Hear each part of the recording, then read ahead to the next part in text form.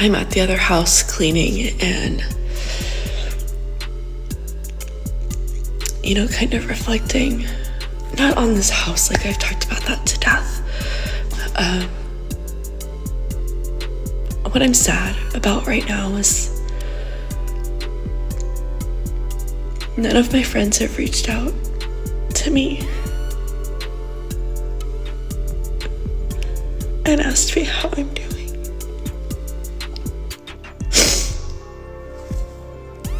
And I know that right now is a really bad time. I know that it's the holidays and there are kids and there are holiday parties and there are 100,000 things going on, and I respect that. I'm not asking for help.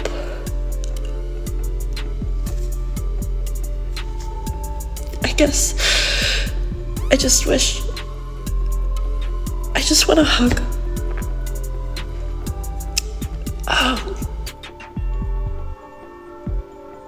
I've always, I would never ask them to help me during this.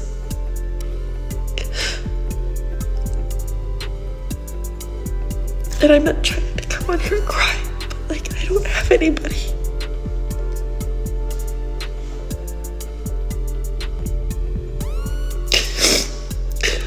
And I just want a hug, and I just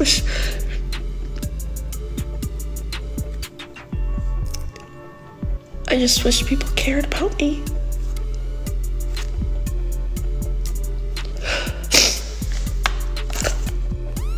I'm not doing well, and I don't really have anybody to talk to.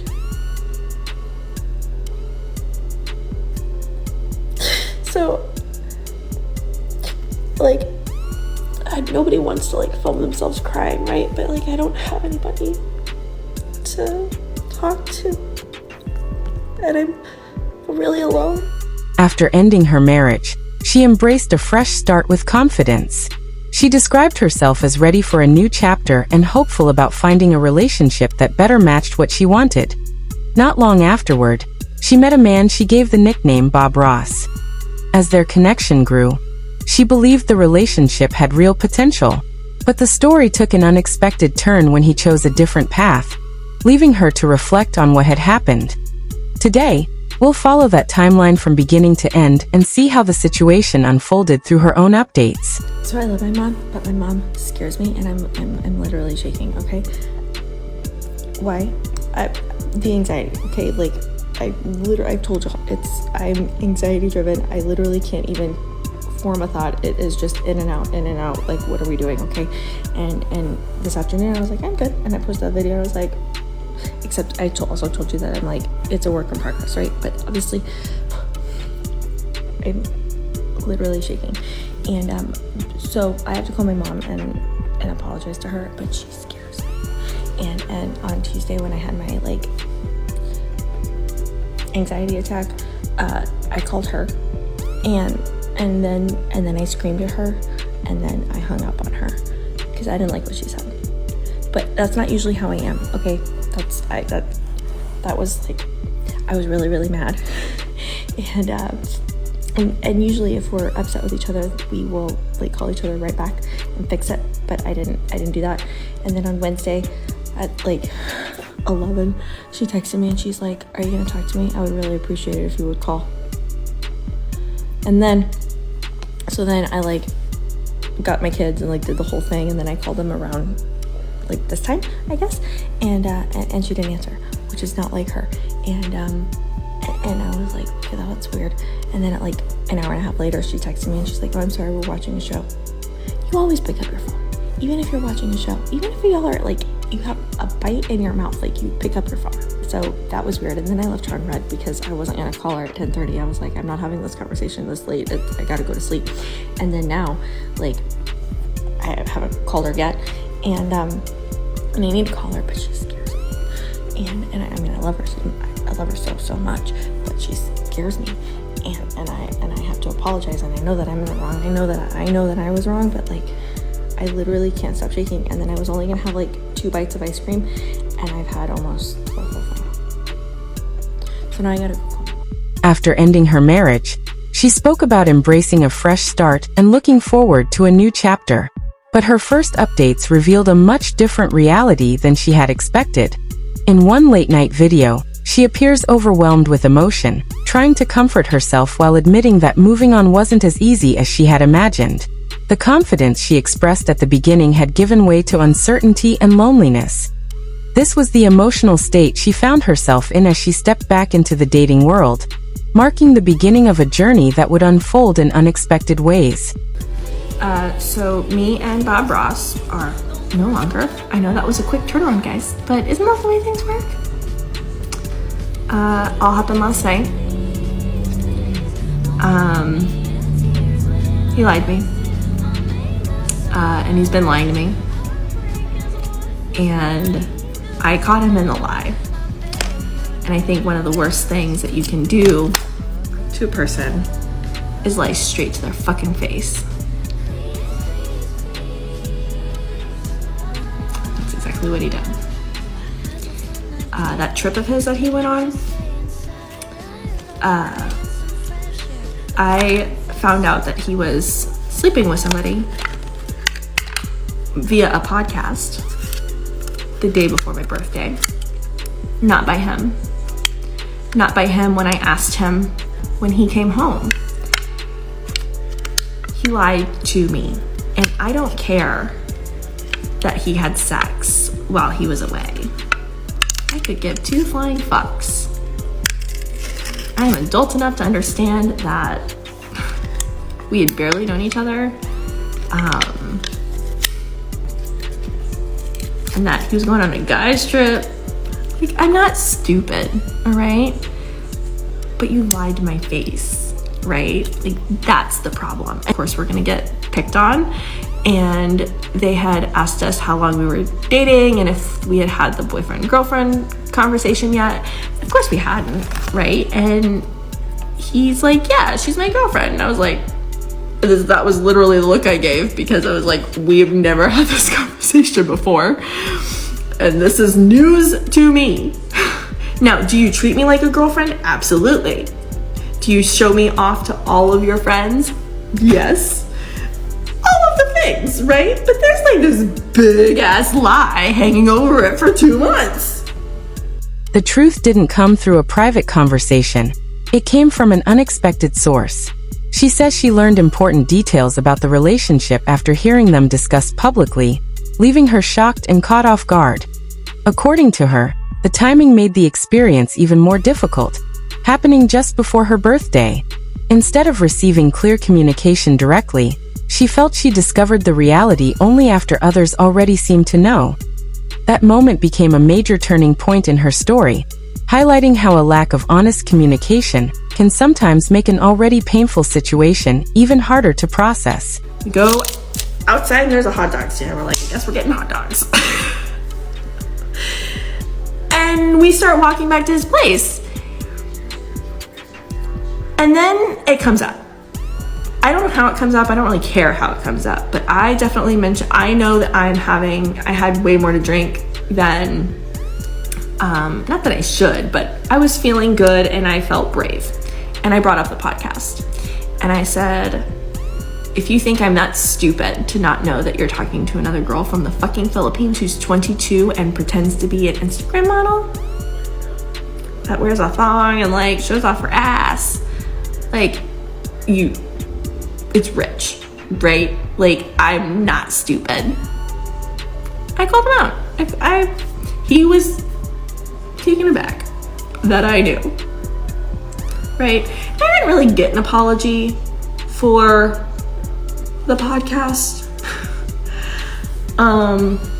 It's fine. It's whatever. And we have, I kind of go in on him, right? Like, I think he deserves that. Again, it's not that he had sex while he was gone. I don't care. I don't give two fucking shits. It's the fact that he just didn't tell me and lied to me. And he actually put my health at risk. And I told him that. And that was a big fucking shocker to him as well. Right? He didn't know. I didn't tell him because I was dealing with it on my own because I didn't know. Thank God everything is fine. All right, all is well. But he left me out of the conversation. Right? The whole point is that he left me out of these conversations, and he just decided to tell me what he thought I wanted to hear. No, that's not how this works. And you know something else is that we have been watching like a lot of like coupley shows on Netflix and stuff, and we pause them and we talk about the communication that they're having and what they should do in order to fix it and what they should have done and all these things. And it's like, it's been helpful, right? Well, I'm not so sure he actually did any of those things because lies, and his phone behavior is fucking weird. Like, it's always upside down and always on do not disturb and always on silent and always like, I don't give a shit what's on your phone. I don't care. But when you're lying to me and you're acting suspicious, don't be suspicious. Don't be suspicious. That's exactly what he was doing. And I notice everything. And so yeah, I told him that I found the girl, because I did. It took me like 4 minutes the day before my birthday. I also found his other account, his other Instagram account, and I also found her other like 4 accounts that she has, and the fact that they're like following each other on all of them. And I'm like, I went in. What are you gonna get from a 22-year-old girl in the Philippines who lives 13 hours away, or you know what I mean? And you're gonna bring her here on a visa and a green card and marry her? Because you're gonna have so much in common with a 22-year-old who is just literally wearing thongs to get likes from American men, right? Like, it's so great. In just a few minutes, she says she had already uncovered a surprising amount of information. By searching online, she found multiple social media profiles and started piecing together details that she believed explained the situation. As her investigation continued, she even began connecting information about future plans and possible life changes, trying to understand the bigger picture behind what had happened. Whether every conclusion was accurate or not, one thing was clear: she was determined to find answers, and her search quickly became a major part of her story. Which is casual. He's like, I thought this was casual between us. So when was this casual? I am with you all the fucking time. And it's not because I'm clingy or I'm just inviting myself. You're inviting me. You're telling me I like you in my space. I asked you if you want me to leave and you say no. If you're telling me these words that are coming out of your mouth, I'm going to fucking believe you. Right?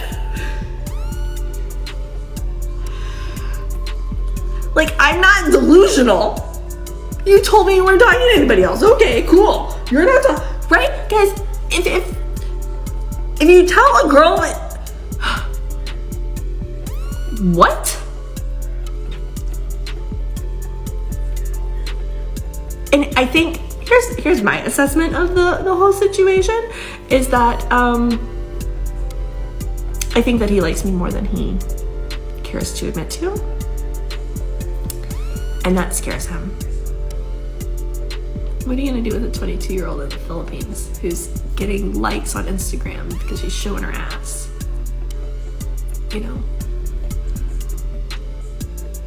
He's like, I'm not talking to anybody here in the States besides you, or having sex with anybody else but you. Okay, great. Cool. He's still lying to me. And I told him that he was losing the best thing that could have ever happened to him. And then he's like, I know, and you deserve better. And I said, you're right, I do. It still hurts. I'm really mad at him. I'm really disappointed in him. I feel used. I feel like a fucking fool. being paraded around by to his friends and meeting them. Who knows what he's telling the guys? I don't know. As the story continues, she remains convinced that the relationship still has a chance, even while acknowledging signs that point in a different direction. Her videos reveal an ongoing struggle between hope and acceptance. She eventually tells him how she feels, making it clear that she believes they're meant to be together. His response, however, is very different.